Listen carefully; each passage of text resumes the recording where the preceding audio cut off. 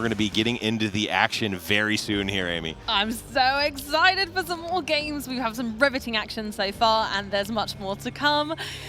Right, Barcode's discussion there. I've got to say, those are some great questions. Who's your favorite champion? Well, I mean, it's not really a secret that I'm a one-trick Lucian. Despite what Casanova has said on this very show, I have actually said that Lucian is very fun, and I have pointed out that he's very good many times, including on this very broadcast, but did not listen to me. But that is neither here nor there. We have got our 8 and 2s here, so on the cusp here, need to win here to be in contention. We have got Ezreal versus Azir. It's all to play for. There's a lot of pressure on these players, but we're bringing two very different style decks to the table. We've got Ezreal, of course, who is kind of using these cheap units, taking advantage of showdowns and trying to out-resource your opponent with efficient card draw tactics. Although we lost a few of those, the legend ability there still allows us to draw many cards, and we're going to utilize cards like Stack Deck to get there. Yeah, and absolutely, we can see the deck list here. Very much the control style. A few interesting choices here. We've got acceptable losses in the main, which is a nod to that gear removal that we've seen. You know, Akshan we're seeing in the main. We're seeing salvages in the main for a lot of these decks. So it's definitely a nod to that. But a deck that utilizes gear very, very well. That is, of course, Azir, who is making a lot of those Sand Soldier tokens, using the full effect of equipment like the Brutalizer, like of our friend Harold, whose eye we have here, and of course that all-powerful signature spell, Arise. Arise, we've seen it happen once, we're gonna see it happen again, I imagine. And of course we've got that fantastic charm, that uptick of those in the deck, and lots of not only equipment but also spells to be able to try and prevent our opponents from being able to employ their own tactics. We're low on units in the main deck because we don't need them. We're going to make Sand Soldiers instead. And so then you have more space in the deck for these tricks and for equipment, because we're not playing active unit, because we don't need to. We're making our own. It's like a build your own unit. You can just, I'll start with a Sand Soldier for a base, and then you can have a sword, he's gonna have a shield. Yep. Absolutely able to take advantage of that, and we saw it yesterday when, you know, you can play these spells: Singularity, Falling Star, kill 2 Sand Soldiers. Yeah, you've destroyed 2 units technically, but they were token units. It never quite feels as good as getting rid of real units, especially when Azir can go, all right, I'll play a BF Sword, make another one, I'll play a Rise, I'll make 5 more Sand Soldiers, and kind of go from there. And the thing that I want to point out about both of these decks, playing very, very different styles of a game, but both of them are, I would say, 2 of the higher skill cap decks in the game. So if players have been putting the time, putting the reps into these decks, they are really going to be able to show it off here. And it's whether they choose to up the tempo or not. They both are decks which thrive off of a slow start. But if one of them chooses to try and go more aggressive, are they going to just push forward? If we make enough Sand Soldiers in the beginning, is Azir going to be able to kind of overcome what Ezreal's trying to push upon them? Especially because their units just aren't as valuable to them. So if Ezreal does try some of these kind of control tactics, it's kind of like, okay, I'll make some more anyway. Yeah, it is tough as a control deck in general. If your opponent has a built-in value engine that you can't really interact with. You can't stop your opponent from drawing equipment, playing it, and making a Sand Soldier. When you're playing a control deck, it's really hard to answer the infinite amount of value, so you have to be quicker a lot of times. So this control Ezreal deck may have a little bit of a struggle there, having to actually put on pressure against a deck that is actually also very aggressive. Yeah, and can be flexible with that as well.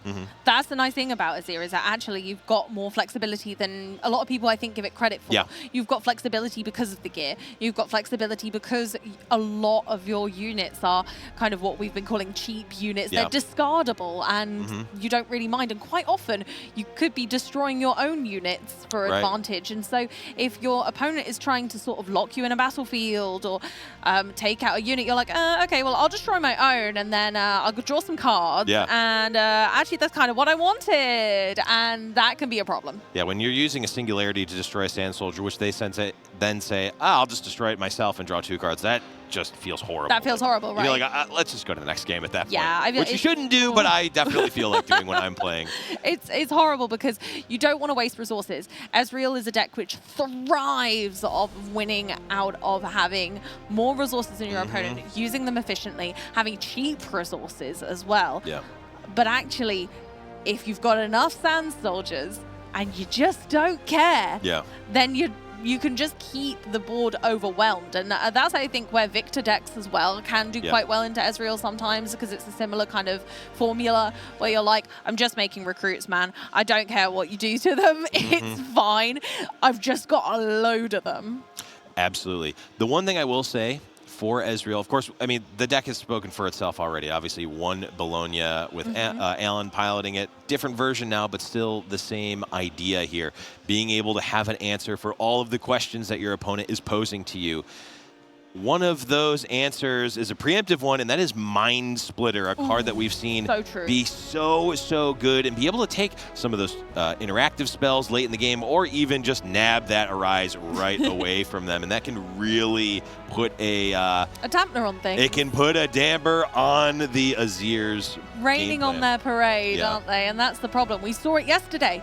We saw the exact scenario yesterday where a Mind Splitter took the Arise, and we were like, oh no! And then it took tons of card draw to get back to the Arise.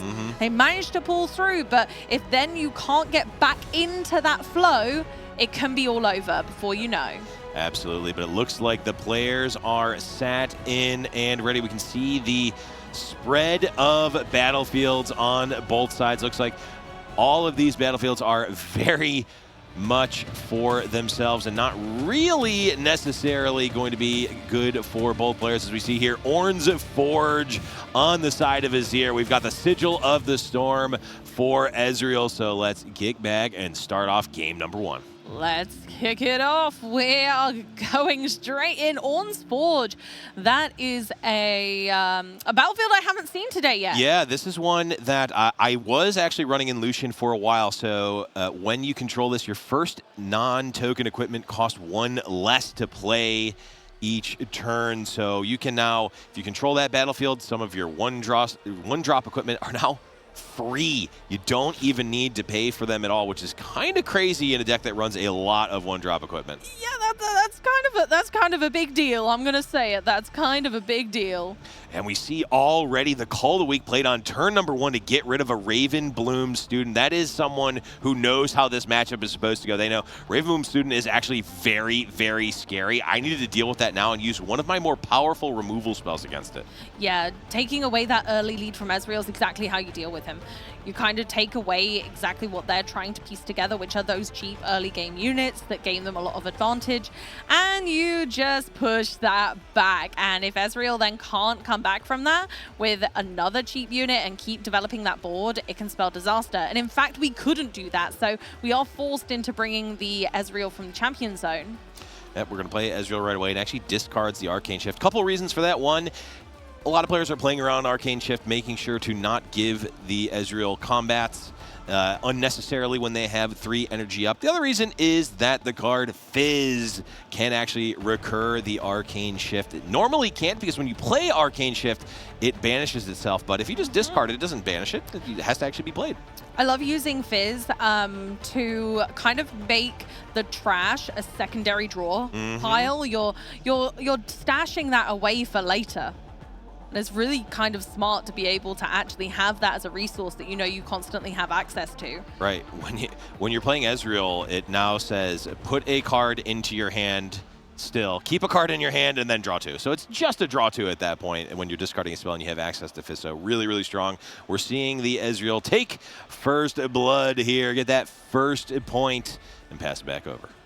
Straight into that Ornn's Forge. They know the value of its might, and not wanting your opponent to take that right now. Probably wise. Just putting a fight up. And Ezreal has a fantastic effect, just being able to draw so many cards. We have managed to make that hand a lot larger this turn. I can't say that name. Rotorato. It's harder in my accent, okay? Rotorato has a tricky situation now. We've started to see the Ezreal come into play. Your opponent has lots of cards. They can do lots of things. So let's tenuously move this Lonely Poro into Sigil of the Storm. See if our opponent has any reaction to that, or whether it is just we're going to score that first point. Yeah, there is actually a lot of different options that Ezreal could have here. There's a couple hard bargains, or sorry, a couple of Wages of Pain, a few Stupefy. So there's a lot of tricks on the side of the Ezreal, and Rotorato actually just testing the waters to see what they are able to get away with here. You know, let's see, what do you have in hand? Are you going to do something against my Poro? Or are you going to choose something else here? Are you going to wait and try to protect your Ezreal? And it looks like they have made the decision to do that. Eye of the Herald comes down. We've got our first gear in play. Well, second, sorry. I'm silly. We've got Herald. Poor Herald. He's without an eye, but we've got it for you, buddy. Don't worry. Sand Soldier's looking after it. Yeah, Sand Soldier's got it. If you need it back, just come see us. We'll get it for you. It's all good. It's all good. 2 Sand Soldiers so far. Well, the sand count has begun. Yes. Did we get the sand, the accumulating sand graphic, man? Did we? I don't know. I don't know if we got that done overnight or not. But the count is at 2. And oh, how about the leader of the Sand Soldiers himself, Azir, coming in down in the back line. Azir joining in, commander themselves. A great addition, much higher might naturally than these Sand Soldiers, so it doesn't quite need any equipment right now to make them a fearsome opponent. Yep, and here is a rare moment where the shields are potentially down for a calm deck here. If there's something like a Singularity, we could take out an Azir, which is actually a real card, and then you don't feel as bad about using the other half of Singularity on a Sand Soldier if you actually get to take out an Azir. And there are no there's no energy on the side of Azir here to actually interact with that. Just going to go for a Wages of Pain, take out that Poro, get our gold gear, get Ezreal out of dodge, and then pass the turn. Keeping it simple. Ezreal's safe, we've got gold to spend, and we've got a handful of cards that are going to be able to be played next turn. Again, this is how Ezreal does. It looks like you're not doing much, but actually you're building up to these big combo turns later. And there's a lot of subtleties going on in the underneath the game, within the game, if you will, where, on the one hand, we saw Azir spend all of their energy last turn, maybe saying, I don't have something like a Discipline or a Pump Spell to save my units. Saying, if you got Singularity, play it. I'm ready for it. And then, of course, on the Ezreal side, they didn't have a Singularity, so maybe both of these players, without actually playing any cards there, are getting subtle bits of information, doing the hand reading that we see at these high levels of play in Riftbound. These are all things that are being considered in all of these turns, even when a card's not being played.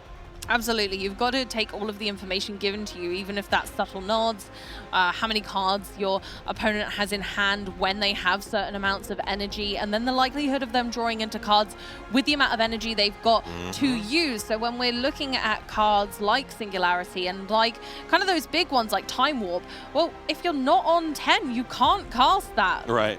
So we know that it's safe. And so actually taking the amount of energy that your opponent has access to into account can honestly save you a lot of thinking. Yeah, absolutely here. Looks like we are equipping a Brutalizer in, getting a Conquer here for the Sand Soldier. Slow and steady wins the race. Now we've got 2 Sand Soldiers and a Recruit across 2 battlefields. And, oh, okay, going for a Stupefy. We're going to draw a card and reduce that Sand Soldier a little bit. Just make him a little less mighty. Yeah, make him a little bit smaller. I like using Stupefy, not necessarily for the full effect, but because it's not your turn, you'll get to... because you are gaining the advantage of the card draw, it's progressing your turn further. Yep, absolutely. And you not only that, you're also giving one of the 2 necessary procs, or targets rather, for Ezreal, which allows you to draw an extra card. So Stupefy, already a good card when you draw 1 card. When it draws 1.5 cards with Ezreal, it looks even better. Exactly. So it's okay that it didn't really have as an effect on the Sand Soldier. It doesn't matter because the card has extra abilities thanks to Ezreal's kind of passive abilities.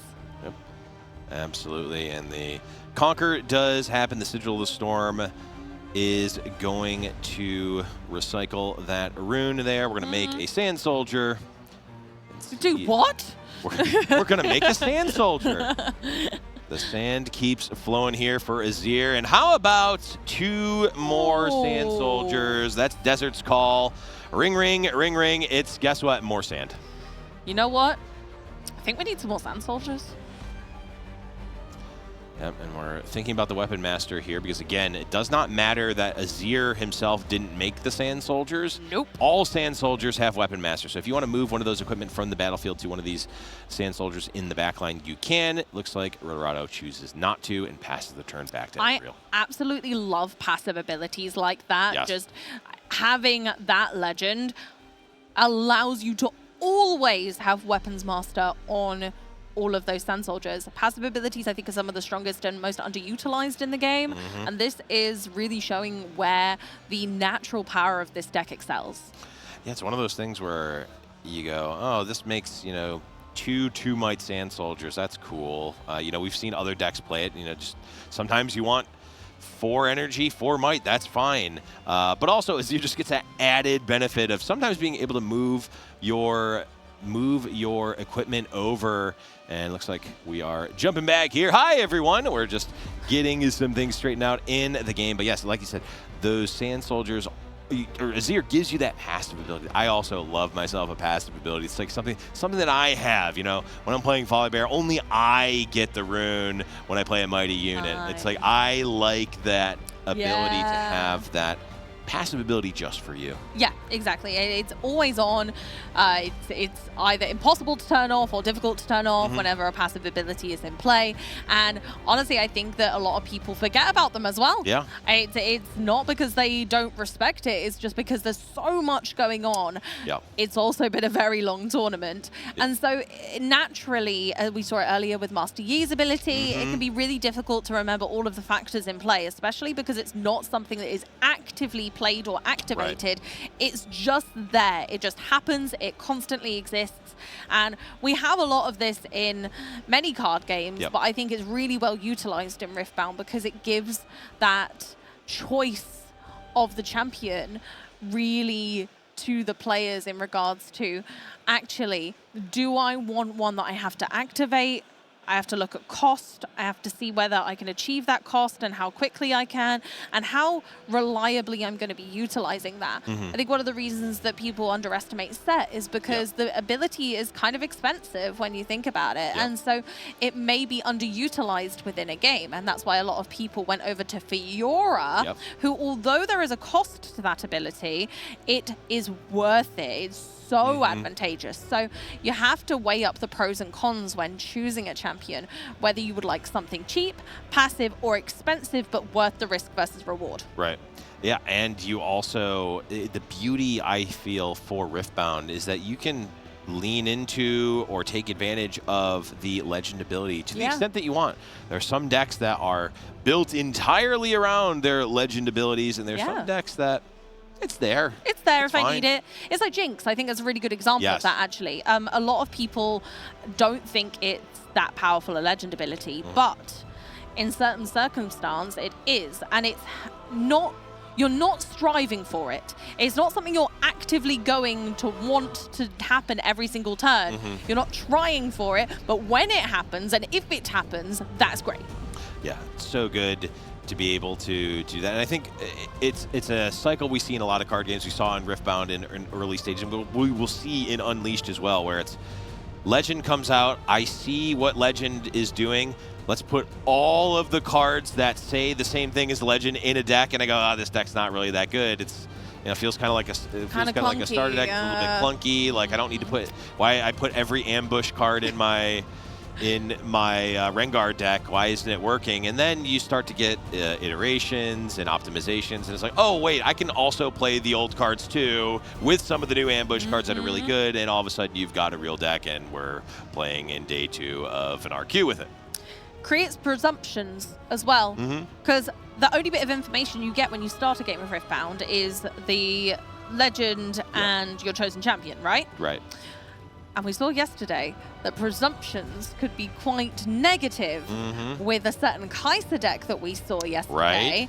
You see Kai'Sa as a chosen champion, and you think, oh, okay, I know what this deck does. I know all about it. I basically know their entire deck list. Wrong. Wrong. And then setting up for the game, especially in the early game, can be you can almost put yourself onto this one track that actually leads you to damnation, because you've accidentally kind of put blinkers on, and you've put the Kai'Sa blinkers on. You can't see anywhere else, and then Rumble's over there, and you're like, sorry, what? Absolutely. And I've been actually taking advantage of this in my testing recently, because I am still playing Lucian, but I've been playing Lucian Aurora of all things. And let me tell you, no one expects Lucian Aurora ever. And especially the Lucian player. The Lucian mirror when I'm playing Lucian Aurora versus a traditional Lucian is one of the funniest experiences you can ever have. When they're playing all of their units and I go, I'm going to play Catalyst of Eons on turn 2, and they're like, what is that? And then I play Aurora, and they're like, oh, you're just playing a bad Volibear deck. And then I play the combo on my Cadrigan.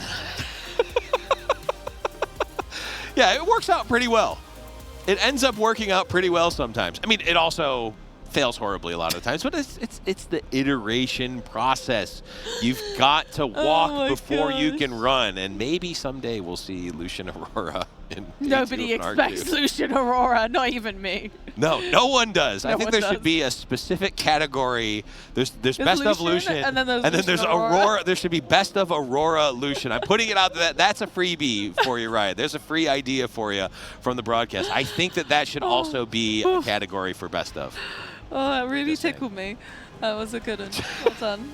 Yeah. The thing is, Amy thinks this is a joke. This is no, the bit. No, this is real. I know you're not kidding, and that's the best bit. That's the bit that's really tickling me, is I know you're not kidding. And you've made this monstrosity. Yes. Oh, my goodness gracious. Well, you know, that's why you're on the desk, because they didn't want to let that loose in this hall. Yeah, they said, hold on, we need to... Unleashed is next set. We can't unleash this on the world yet, but we're back into the game. See a little bit of a Bellows breath coming in here. Ooh, stinky breath, and the Sand Soldiers aren't a big fan. No, they generally don't like that. We do get the free proc of Ezreal. And again, that just adds value. That's always adding value to these sorts of spells, is that we're getting extra value for money. We're getting an extra effect. And that's where, when I was talking about the value of your legend versus your chosen champion, this is where Ezreal has always been considered powerful, because you're gaining so much. Every single card essentially has that extra effect. Right.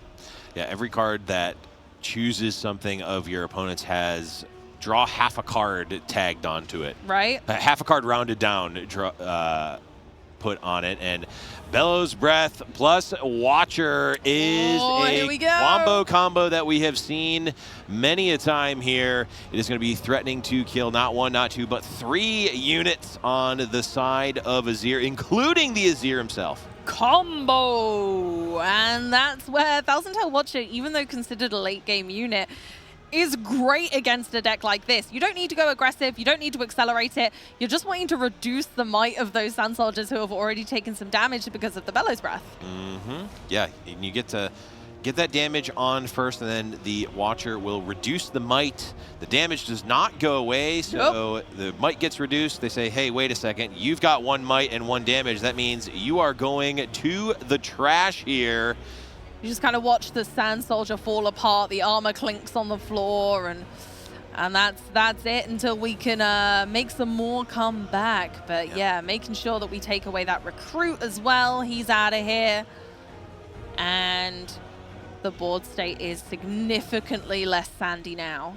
Yes, way less sand there. Chose not to accelerate the Watcher. Could have accelerated and potentially threatened that other sand soldier, but that would not only be paying the extra power to accelerate the Watcher, would also be effectively paying another power because you are conquering that Sigil of the Storm. And as we've talked about throughout the entire tournament, it's not just what you're doing on this turn, it is how you are playing this entire game. You've got to think about the future. And that's it. These pro level players, they're thinking 5, 6, 7 turns ahead. They've got almost the entire game kind of set out in their heads, and now it's their opponent's job to try and thwart that plan. It's time for a rise! Yes, we are arising here. That is 1, 2, 3 sand soldiers by my count coming in here, and of course 2 of them can enter ready, and they of course again still have Weapon Master themselves, so if they want to move some of that equipment around, they are free to do so. Indeed, we are arisen. We have got that board state back under control. Thousand Tail Watcher did its job alongside Bellow's Breath, but those Sand Soldiers come back easily, and that's where these sorts of decks like Azir can really pull forward, because you're able to recur those units so easily. Thousand Tail Watcher still in play though, has a mighty 7 might, and so that is going to come into effect. But when you've got so many little units, again, we're doing the same thing. Just throw one in, score a point, overwhelm this Ezreal, and you know, we don't have a lot to work with when you're Rubg. Yep, we are looking to retreat the Ezreal, and Azir says, not today. It's going to get defied. I defy thee.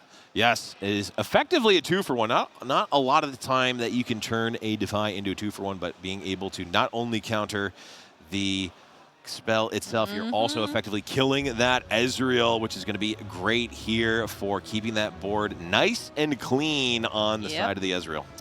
Absolutely, and that's what we want to do, is limit the amount that Ezreal can physically do by pressuring them into playing these big units like Thousand Tail Watcher, because they're not going to be able to rinse and repeat that.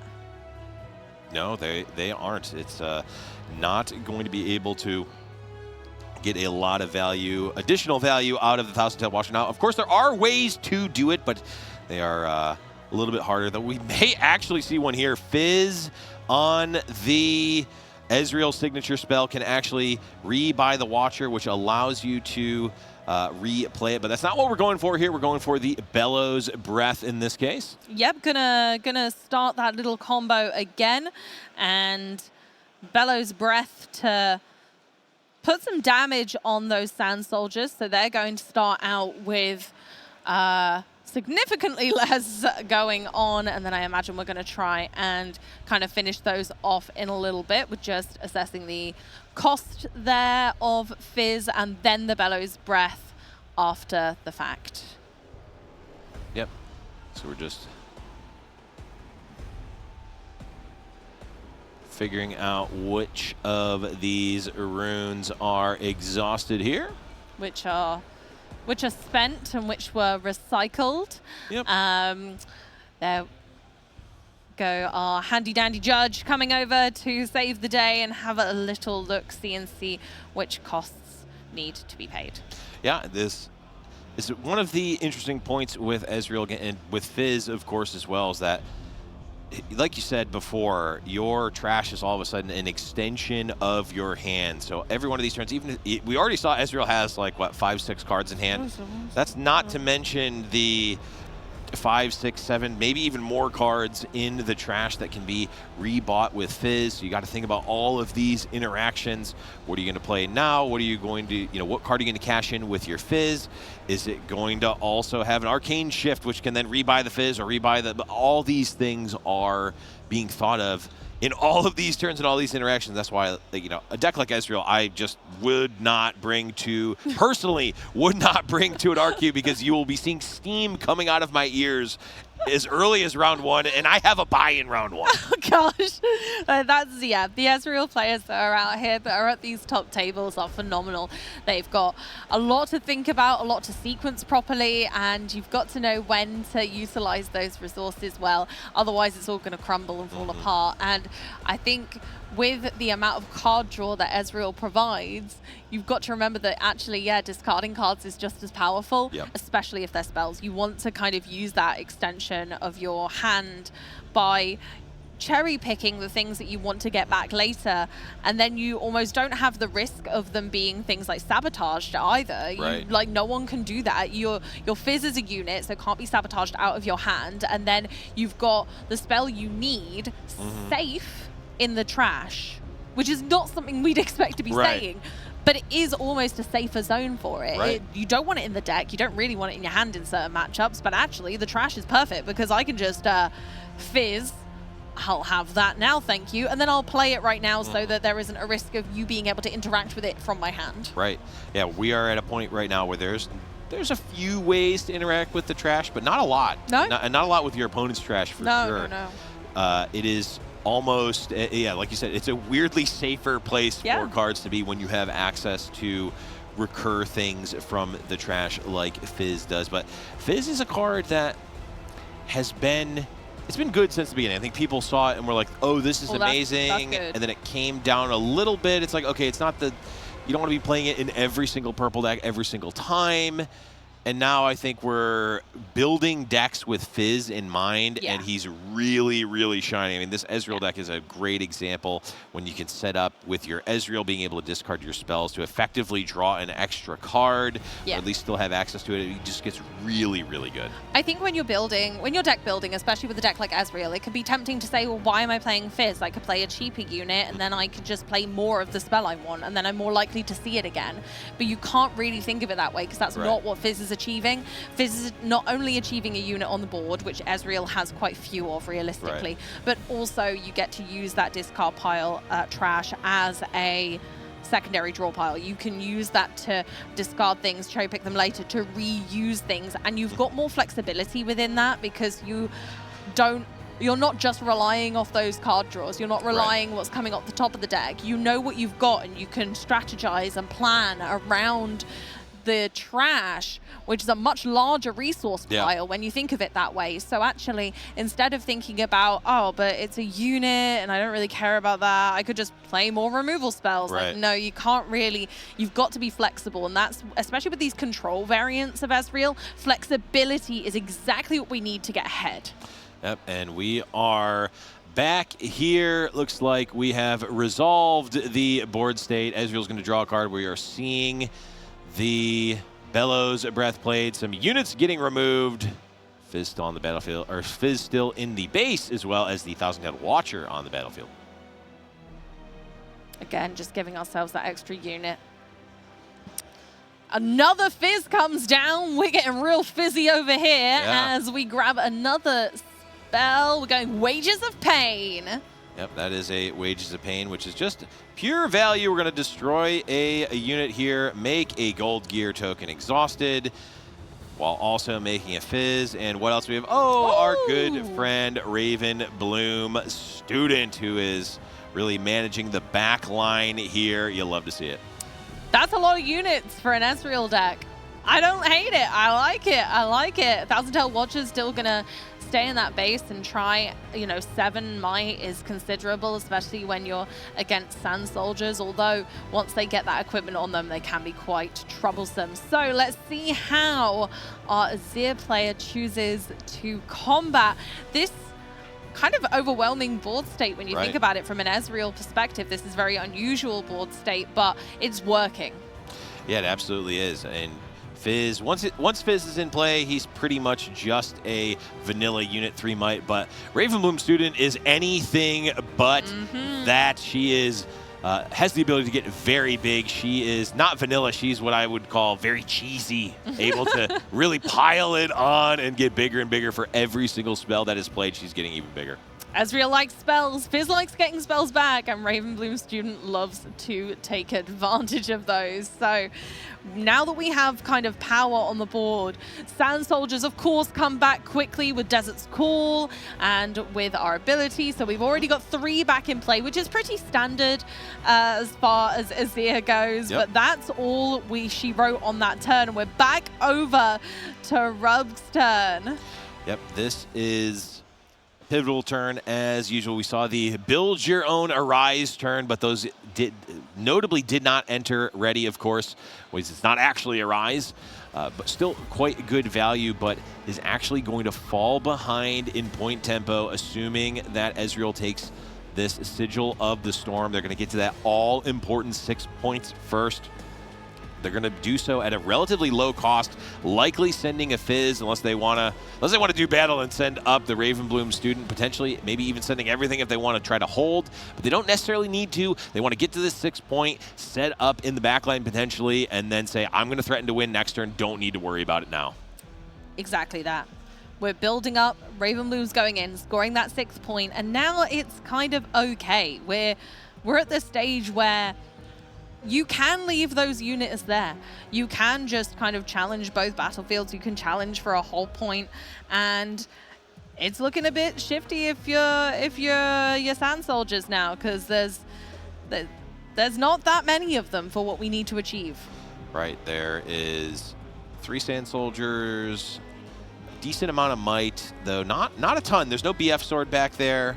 There is, I believe, there is a Brutalizer, which is effectively a BF sword on the turn that you equip it, but it's not necessarily going to be, it's really not good at defense, which is what they need. We're going to see the Mind Splitter come down and strip the hand of a Rotorato. Ooh, that's a huge Mind Splitter, perfectly timed. We're on that 6 points. We don't want our opponent to be pushing ahead here. We have seen the chink in their armor. We're taking advantage of a slow turn that had to be taken. We don't want them to be able to come back from this. So now being able to go into their hand, not only gain the knowledge of what's in there, but also remove a card. Yep, and that is off the top deck now for Azir. What are they going to be able to do? They need to take both of, well, they need to take at least one of these battlefields to potentially defend, but they're going to need to defend against a lot of might. I believe 20 might in the backline right now. With only 1 card in hand, we're living on top deck city, and it's an uncomfortable place to be. Yeah. I think I saw that was Herald's other eye, which is certainly, I think, not going to do it. I'm no math wizard, but I think 20 is bigger than a lot of what's going to be able to be defended here. But unless we put up a fight, we're not going to progress the game. We can't let them just have the battlefield, so we're going to have to contest it, going in with the Brutalizer, attaching it, kind of like, say, being that pseudo BF sword, and challenging the Ravenbloom Student. All right, we get to play acceptable losses at action speed, which is going to force the sacrifice of a gear of each player's choice. Of course, Ezreal has no gear in play, so it's a one-sided. Each player destroys one of their own gear, which is also, of course, going to give the Ravenbloom Student +1. Tricky decision. Do we go for the Eye of the Herald, knowing that we have another? If we need it, we've got one. Yes is the answer. And then we, of course, do win that combat. So we do get the point, but it's going to be tough to keep hold of it. So at this point in time, are we going to have to kind of build up on that one battlefield? Are we just going to have to put everything in and hope that it's enough? But I don't think it's going to be enough. We've got so much might on the other side there that being able to stop our opponent at this stage is going to be a tricky feat. Yep. Absolutely. It is a tough one, and there's so much might in the backline, like you said. Quick maths, it doesn't look like it's enough. I think Rotorato is even just deciding, are they going to even try to do it here? And it looks like they are not. That's going to be game number 1 here in round 11, going to Ezreal. Ezreal proving once again that slow and steady does win the race. We have managed to build that board up using cheap early game units until it was time to bring out the big guns, Thousand Tail Watcher and Mind Splitter, not only to disadvantage our opponent, but also just pose some really big threats on the back line so that, you know, victory was in sight there. Absolutely. I did see a card in the sideboard of Ezreal, Pickpocket, which normally is used to destroy seals or destroy gear, or sorry, to destroy gold tokens, but it does in fact say 1 or less. So some of these 1-cost gear, which are actually very, very important for Azir, can actually be picked off for value with the Pickpocket. So that can actually be quite a devastating card to see for Ezreal. We've said it once, I'm gonna say it again. Gear got better, so gear removal also got better. And having it in your sideboard, no matter what deck you're playing at this point, I think everyone's at least considered one gear removal card, and I think most sideboards include them at this stage. Yeah, you've got to respect it. Yeah, unless you're, of course, playing against me on Lucian, in which case you don't need that gear removal at all. No need for gear hate. We love gear. Don't need it. You just don't need it. But yes, I am going to keep spreading this misinformation about how to play against Lucian, specifically when I'm playing it. But I think everyone knows, yes, you want your gear removal. You want, it did get a lot better because gear got better. Like you said, it is a very, very strong. Some decks like Azir, like, I know, Lucian and a few others are completely built around gear and utilizing them. Then we even see decks like Aurelia, who aren't necessarily built around gear, but very heavily use them. Yeah, and the gears that can be crucial to your overall strategy, being able to take those away, yes, please. And that's why we see even Akshan and things like that, who is able to take those away from people. We saw it in the last game that we cast together. That was used to very full effect. And honestly, it can be the sort of turns that completely change the pace of the game and can give you that opportunity of a comeback.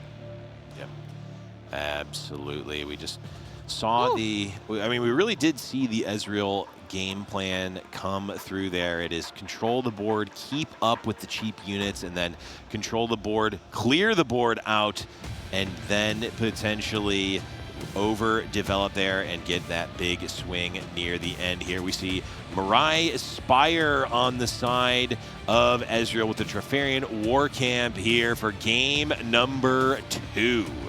That's a pretty good one. Mirai Spire. When you control this battlefield, friendly repeat costs cost 1 less. Yes. So, of course, Ezreal going to be taking full advantage of that battlefield, but Azir does have a few cards. Of course, the Desert's Call is a repeat card, so maybe able to even get value himself. But I think, for the most part, Ezreal is going to be the one that is taking full advantage of that. Absolutely. And again, it begs the question, do I use the Trifarian War Camp to prevent that combination of Bellows Breath and the Thousand Tail Watcher that we saw last time, or am I taking away the excess repeat cost from my opponent? So the decision of which battlefield you're going to move into here could be a little bit tricky. Absolutely, yes. You definitely need to, you're wanting to consider, it is not just an easy, oh, I'm going to take the Mirai Spire because I get an extra ability and I'm preventing my opponent from one. Yes, that's true, but also then Eye of the Herald is a lot better when your recruit is a 2-might instead of a 1-might, and having extra units at the Treferian War Camp effectively makes your board stronger, and that's exactly what Azir is thinking here. That's Eye of the Herald, making that recruit token, getting that first point of the game. Yeah, you get an extra might per unit, and we can make those real quickly. And you can just overwhelm the opponent in that way. And honestly, I think it's a really great shout. We've got our Doran's Shield, another piece of equipment down. We've got our gold that we can still spend at some point. Going ahead, Sand Soldier on that, holding on to the gold for now. And we've got a couple of energy to wiggle around with if we need it. Yeah, having that energy up is, of course, always going to be very strong. We see a pair of Bell's Rest and the Watcher. We see the Acceptable Losses, which is a great card in this matchup. The problem is you can't really cast it now because you cast a card sharp and gave your opponent a gold. They said, I call your bluff. I want that gold. Thank you. And that's the problem. Card Sharp, although great for advancing your own game because you get a gold, but if your opponent chooses to take the gold, it can be a little bit tricky. Yes, I would say that the free gold gear token that my opponent gave me is an acceptable loss that I can take in this scenario. And we're seeing a Bellows Breath actually get discarded from the Ezreal. Of course, as we've mentioned many times in this game, Fizz does have the ability to potentially get that back, but still one Bellows Breath down in this case. Trifarium Warcamp really putting in some effort as well there. Bellows Breath not being as valuable as it could be right in this moment. So stashing it in the trash for later, kind of helpful. You're just putting it at the top of the trash pile. You're like, okay, I'll just leave that on the top and I'll come back and get that later. Yeah, it's hovering. No one's going to go in there because it's the trash. Yeah, it hasn't broken the seal of the trash. It's hovering above the seal of the trash. You can still get it later, right? It's okay. Right? It's the 3-second rule, right? Exactly. It's only been in the trash. It's a 3-turn rule. If it's been in the trash for 3 turns, you can still eat it. It's still fine. Wait, what are you doing with these cards in the trash? Anyway, we are back here. Azir has now taken the turn, getting that hold point, which it is not only the hold point that you're getting, you have the ability to move that Eye of the Herald around, and when you do, that is going to create even more recruits. Now, you have to ask the question, do you want to move it out of the safety of the Trifarian War Camp? I don't know the answer to it, but Rotorato is going to be figuring that out as they play a Brutalizer for this turn. See what the rest of the turn leads for them. Brutalizer really does look like just that. I don't want anyone to hit me with that. No, I think I can pretty safely say I don't want to get hit with any of the equipment that is currently in the game, including Herald's weird eye that is randomly missing. I was going to say the eye, I'm like, oh yeah, it's a bit creepy, but fine. The shield, yeah, okay. Brutalize, no. Just the squishing noise is what I think is really gonna do for me. I won't do it for broadcast. I don't think broadcast is ready for me to do the squishing noise on camera. Maybe for the top 8 we'll save that. But yeah, that's it's not the pain. It's everything else about the Eye of the Herald that is creeping me out here. More equipment, and it's all going on to the same Sand Soldier. We, of course, get the bonus for the Brutalizer on this turn, so we are going to be moving that straight on in to Mirai Spire. Yep, and we talked about this yesterday in the Azir match. We saw this is a scenario where Fight or Flight would be a really good card against this. It would basically stop the whole turn. It would strand the equipment on an exhausted unit. Well, Fight or Flight does not exist anymore in this format, so now don't have to worry about Fight or Flight. We are going to see the action, speed, acceptable losses here, so choice needs to be made from Rotorato. They're going to go ahead and hit that Eye of the Herald on the other battlefield. It's irrelevant right now. It's not important to this. We have more eyes. We can have them later. Yep. We do. That's what everyone says when they lose an eye. Ah, I've got more of those. It's okay. Poor Herald. Just go down to the store and grab another one. All Wages of Pain, looking like we're wanting to make those gold tokens again for ourselves. Make a gold token. Also put 3 damage on to the Sand Soldier, which currently is, I believe, not going to be enough. I think we're off. Yeah, we are currently off by 1 might here to actually take down the Sand Soldier, and not going to happen here. It's such a shame when you don't get to quite use it for full effect, but maybe the gold token is important for a future turn if Rubg has some important cards in hand that are going to cost a little bit extra. It is also, again, it's technically draw half a card. If you're able to get another choose this turn, you can pop your Ezreal, which is not irrelevant for sure. Not sure if they're going to get the ability to do so, and it looks like they may not. Another Sand Soldier comes into play. Weapons Master activates, and we've moved one of our equipment from our existing Sand Soldier onto the new one, bringing our Sand Soldier and Recruit back from Trifarian War Camp, assuming they're a little bit safer. But actually, I wonder whether they are still in danger due to Bellows Breath, kind of them not having that extra might because of the Trifarian War Camp might bite them. Yes, it very well may. And also a little bit of an optimization thing here. We saw them move the units back there.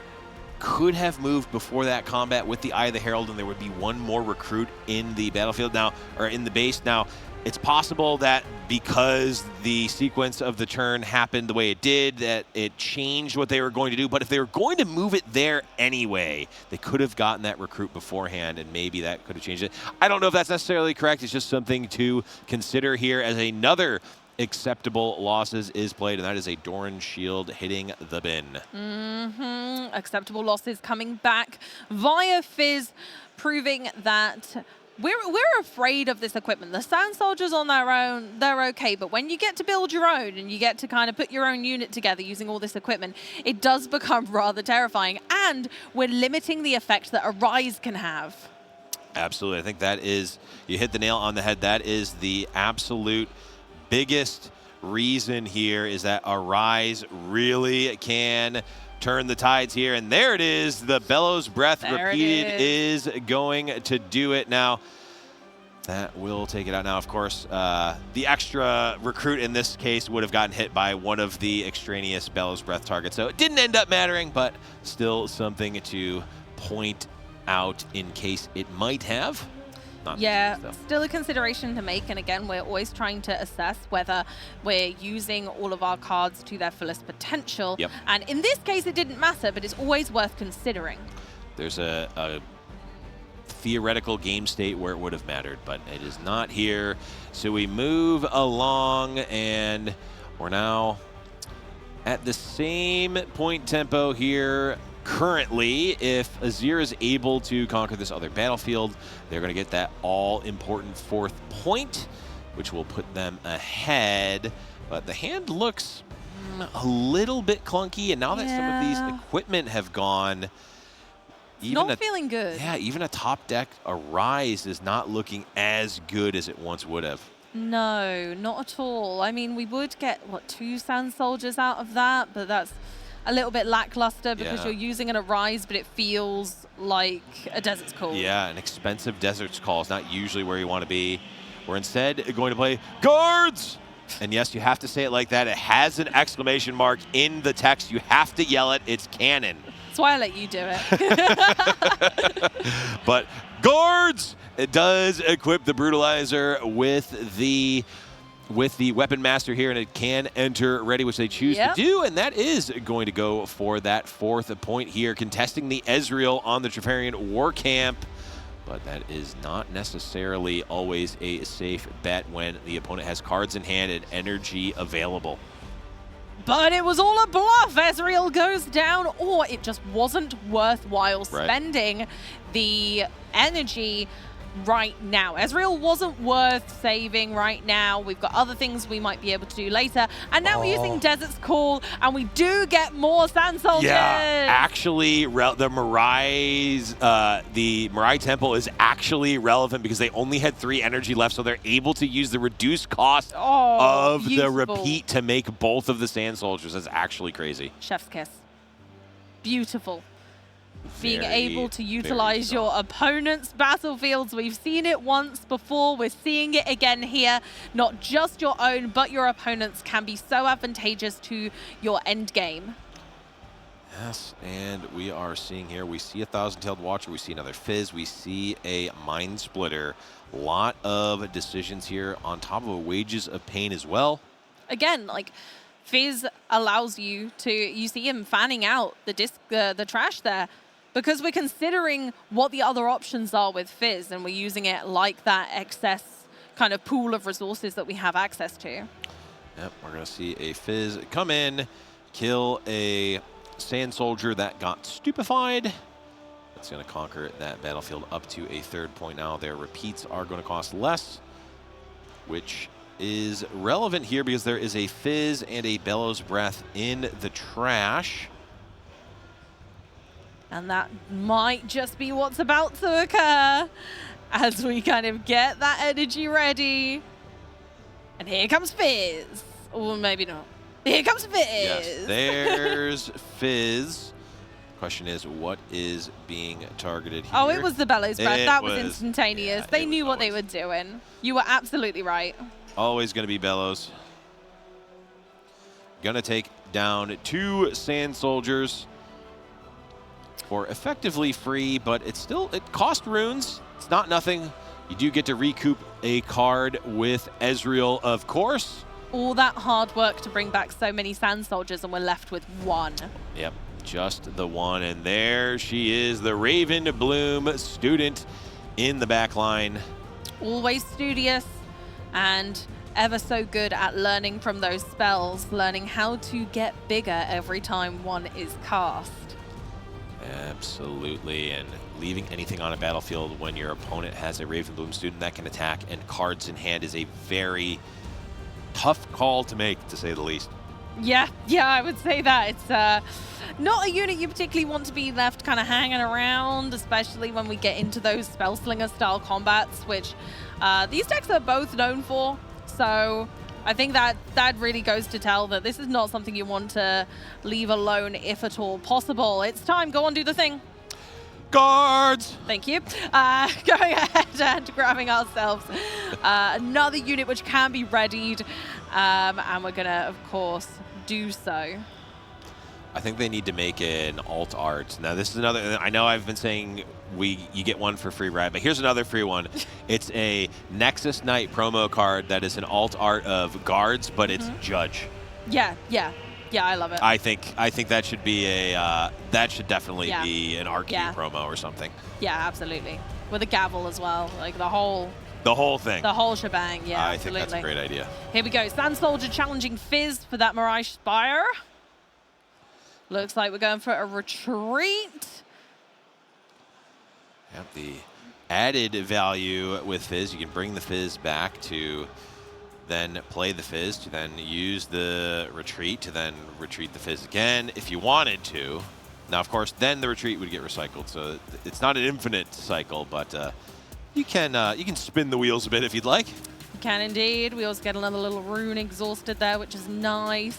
Good tempo for Ezreal. It's what we need to be able to keep up with all of this sandy madness on the other side of the board, is always being able to come back. Now we're only going into his turn with 2 Sand Soldiers this time, so maybe Rubg can kind of take advantage of that weakness now. Yeah. We're low on points. We're low on points, but opponent is absolutely not low on points. Few resources potentially here, but Ezreal needs to thread the needle because there are still cards on the side of Rotorato here. There is not a ton of energy for Ezreal here to be able to play all of the cards in their hand. They're going to have to pick and choose, and if one gets countered, they need to be able to see, are they able to come through anyway? Raven Bloom student trudging into the Trifarian wall camp just to gain that extra point, get us that momentum, get things started. Now the nice thing is our opponent doesn't have a lot of cards in hand.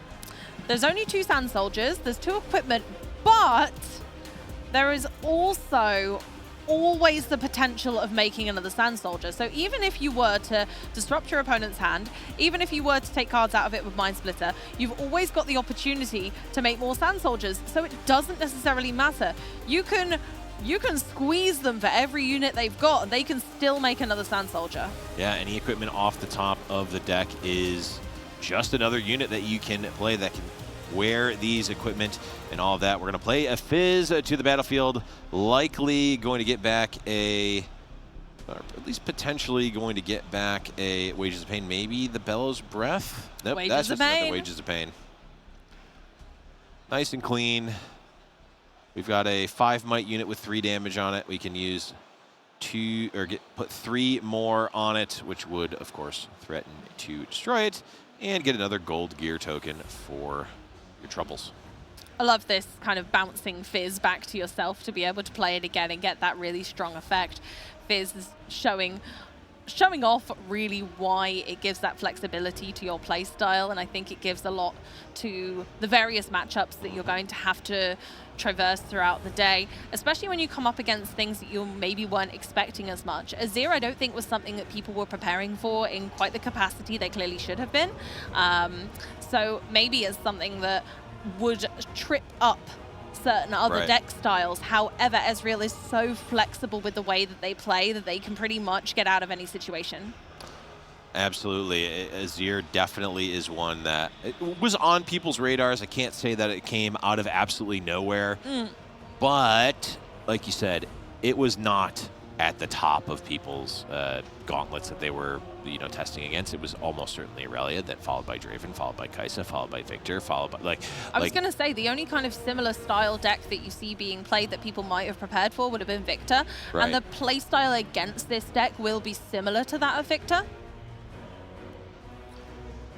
It is a bit similar for sure in terms of the being able to generate those units at a very consistent clip, but the problem is that it actually ends up also playing quite differently because it plays a bit of a more control variant there, but Azir hanging over in the chosen champ zone, able to come in, accelerated, move that giant unit over, and take that winning point for game number 2. All of that gear removal just wasn't enough. We managed to kind of squeeze everything out of the Azir as we could, took down the Sand Soldiers, essentially did exactly what we did in game 1, but it just didn't work out this time.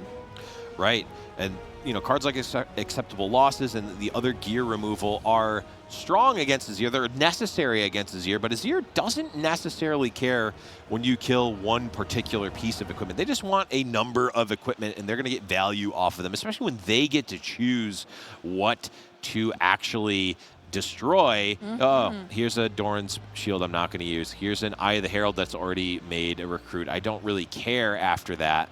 It's just, I just want a number of equipment I want a number of gear and equipment in play to be able to get that value off of a Rise. It's getting tense now. We're in round 11 here at the regional qualifier in Lille. And this is the impactful game of the series. This is the round where you need to be in it to win it. Absolutely. These players are not in the clear for top 8 yet. Both of them need this win to progress. We're on 8-2 apiece on Ezreal and Azir. Who's going to win the third match of this fight and see it through and get closer to that championship title of our regional qualifier? Yep, and we see here Targon Peak as the opening battlefield for Ezreal, with Vilemaw Lair on the side of Azir. Targon Peak, of course, we've seen it time and time again, be a very, very strong battlefield when you are going first and have a play on turn 1. If you're able to conquer that Targon's Peak first, you're at a massive advantage, and we'll see if Ezreal is able to pull that off, or if they're just going to pass no turn 1 unit. Oh, we don't like that. We don't love that from Ezreal. Really, what you want to be doing is getting those cheap units down. A lot of the time, an Ezreal player will mulligan towards that, and we didn't quite pull it off this time. So Eye of the Herald's going down, and of course, what are we going to do? We are going to make a Sand Soldier. Every single time we see an equipment, we're going to do that. It is nigh impossible to miss when you're going second here. We've got that early acceptable losses, but again, this is a relatively acceptable loss on the side of Azir. If you had to choose an equipment to have to get rid of, it's probably Eye of the Herald a lot of the time. And this early in the game as well, kind of you did what you wanted to do. You made the Sand Soldier, had an equipment, it doesn't anymore, oh well. Yep, and we see Wages of Pain come down to try to stop that Targon Peak, but no, Defy. that is a Defy. And with not a lot of energy because we're so early in the game, that Defy goes through without a hitch. Yep, goes through without a hitch. Now, this does slow down the game plan of Rotorato a little bit, because they would have definitely liked to have played the BF sword and made a Sand Soldier with it rather than just a Doran's Blade. But I think getting that Conquer, getting that Targon's Peak is certainly more important than just developing another equipment and unit. Absolutely, and being able to get that pressure of having this early game point when there's nothing on your opponent's side of the board as well, that's kind of huge. We're going for a Stupefy, I imagine, just for the card draws. Yep. Just again to give us all of the options that we're going to have to work with on this turn. And Wages of Pain again. Here we go. There we go. Stupefy to draw a card and prevent any shenanigans there. Wages of Pain finishes off the unit. And, of course, when they both have draw half a card on them, you get to draw that card with the Ezreal Prodigy. Here comes Ravenbloom Student, one card that you don't want to see early on, but here she is to play, and we've got a lot more resources to play with now with that gold token additionally. So we're going to need to start seeing some more Sandy shenanigans from Azir to really push forward. Going for that second point. Okay, the BF sword finally here. And of course, we're gonna plop a Sand Soldier to wield it. Yep, why not? Let's get one of the best equipments that you can get with Azir and get a nice Sand Soldier as well. Get some runes ready to get that second point, which is oh so important, and keep the pressure on. And now it is on Ezreal to see what are they going to be able to do. How are they going to try to answer this? It's going to start with a Fizz. What's coming back? Looks like, I'm assuming, maybe a Wages of Pain would be a nice clean potential kill here. We have the potential for it. Could also be the acceptable losses. Could be a Stupefy as well. Just say, hey, I need to draw a card here. Yeah, I need to keep pushing forward, and it is going to be the Stupefy on this occasion. Sand Soldier not feeling as wise in this moment. The Ravenbloom Student obviously benefits from that. Stupefy makes Sand Soldier go down. It's almost like the Ravenbloom Student just took a little bit of a brain cell from them. Yes, took one grain of sand and put it in their hand here. It is now 3 fighting into 2. A lot of resources on the side of Ezreal and 3 on the side of Azir as well with some cards in hand, but it had to decide, is this a fight actually worth taking? Says, nah, not yet. Nope, early game. We've still got our equipment. That's the important stuff right now. Sand Soldiers can come back. Equipment is forever. Wait, no, that's not right. Not always. No, equipment is the name of the game here, though. Yes. That's what we want to keep developing so that our RIs have maximum effect. And as we saw in the last game, our opponent was quite eager to be getting that gone.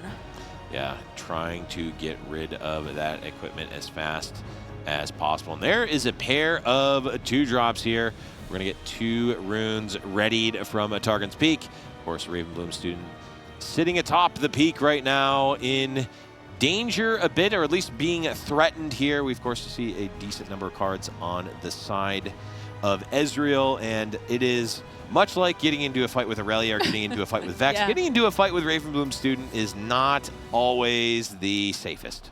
No, they're going to try out some of their new spells that they just learned on you, and sometimes they're quite dangerous. Sometimes they can just explode. I wouldn't want to be in that line of fire. Ooh, okay. Okay. Looking like we are taking the fight to the Sand Soldier. That's going to be hard to come back from, so I imagine this Sand Soldier's probably going to go down, but it is our last one, so is it worthwhile kind of fighting back on that? We have the energy to do so. On guard, I say! Yes, it was 3-3. It is now 5-3 on the side of the Azir. We've got the retreat just to get the the Ravenbloom Student out of trouble here, valuing having those resources, valuing having Ravenbloom Student, and looks like Rotorato is going to conquer, which of course is going to proc the Targon's Peak. It's going to get another point. Are they going to be able to get this third, or they got the third point, are they going to be able to get this 4th point is the question. A hold point's going to be difficult here, so to get to that 4th, we're going to have to take that bottom battlefield. We need the Valmor's Lair, or we're just going to have to leave it until next turn, which, if you're wanting to really put the pressure on your opponent, you want to try and score that 4th point now. Yeah, you would like to score, but again, you don't necessarily want to leave too many of your resources stranding if you don't have to. So this is a very key moment of the game here. We are going to play the Arise for just 2 equipment, but that's okay, or for 2 Sand Soldiers rather. That is going to get 2 readied Sand Soldiers into play. And that's the key part. Yep. They're ready to go. And so we can get to that 4th point.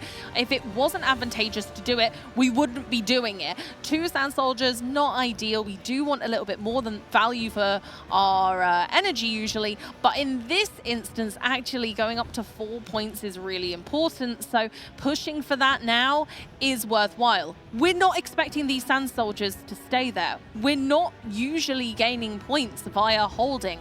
That is rather irrelevant.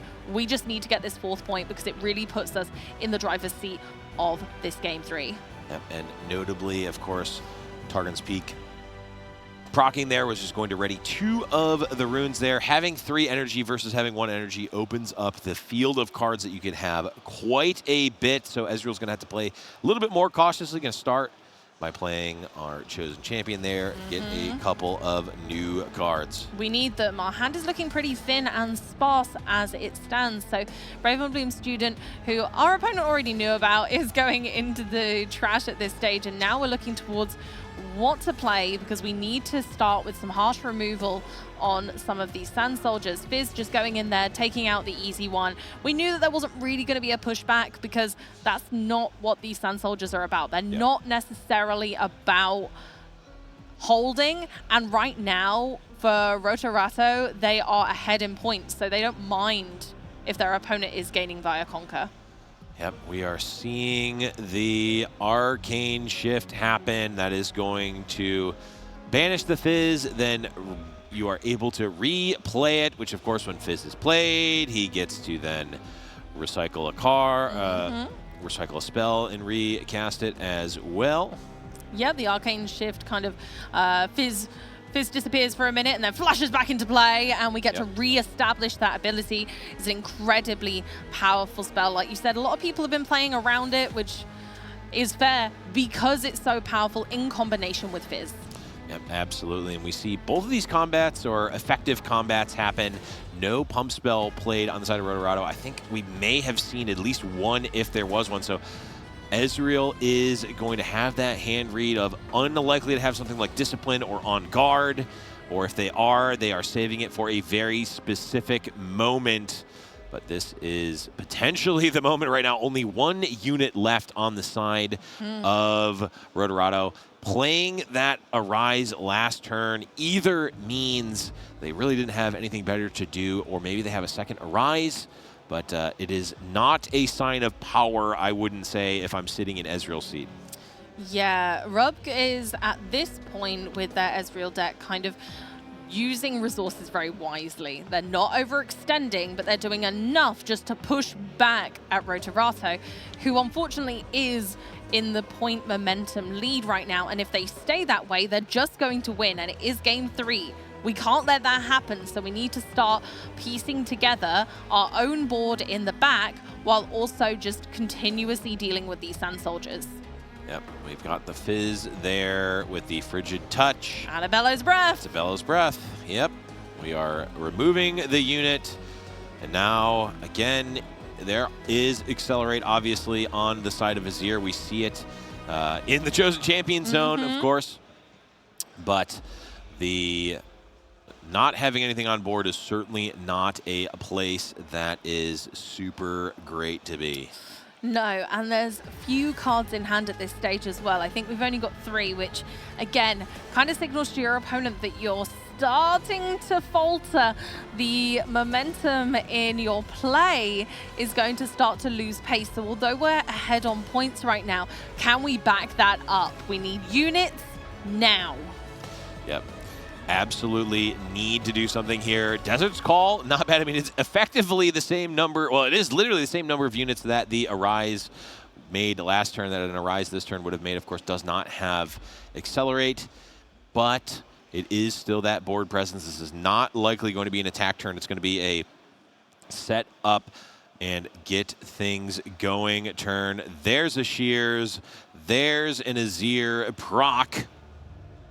So we have got the... That allows us to grab our Sand Soldier and pop them onto the Shears.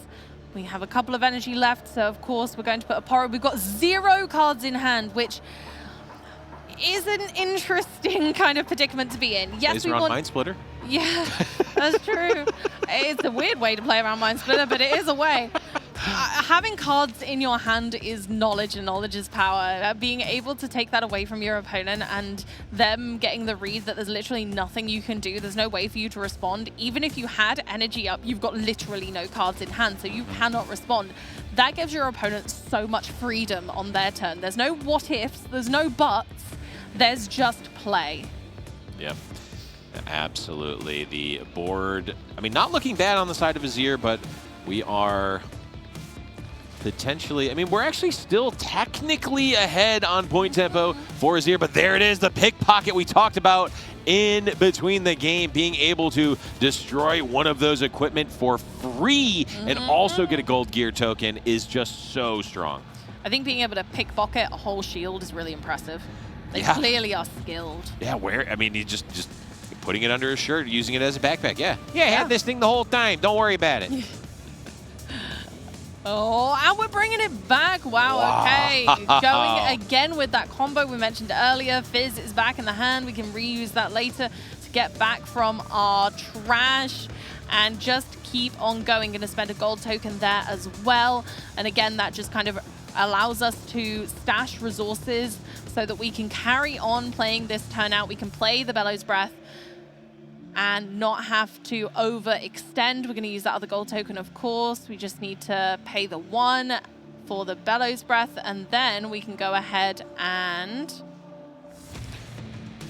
damage these Sand Soldiers. Yeah, in the rare scenario where you actually choose to reduce the energy cost of the additional Bellows Breath rather than the power cost with Ezreal, you're able to just spend power to pump up that repeat on the Bellows Breath with Ezreal, remove a few Sand Soldiers, and go from there. Now, the thing about this for Azir is that they still, if they get to 6 points this turn, they're still threatening to win on the following turn. Now, the problem is they've got 1 card in hand, and I don't know what that card is, but we are potentially, looks like we may actually be in turns right now. We've gone to time. This is actually the first round on broadcast that we've gone to time. I forgot that that was even a thing. I honestly haven't been paying attention to the timer, I'll be honest with you, because I was so glued to the game that it completely passed me by. We are within a potential win scenario because of points, so we're still looking good for being able to close out this game. Yeah, it does certainly look like it would potentially be a possibility to win the game. We see the acceptable losses happen and the Sacred Shears, it gets taken down, which is, it's a tough pill to swallow considering you really want to be able to draw some cards, and not going to be able to now that the Shears is gone. Makes future arises worse. That's an Eye of the Herald.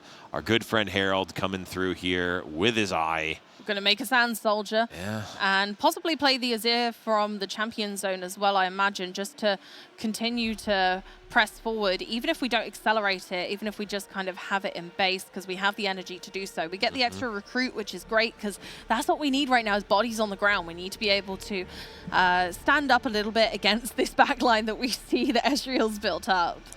Right, and there is the Sand Soldier there. We're seeing Azir get played. Yep, in the back line.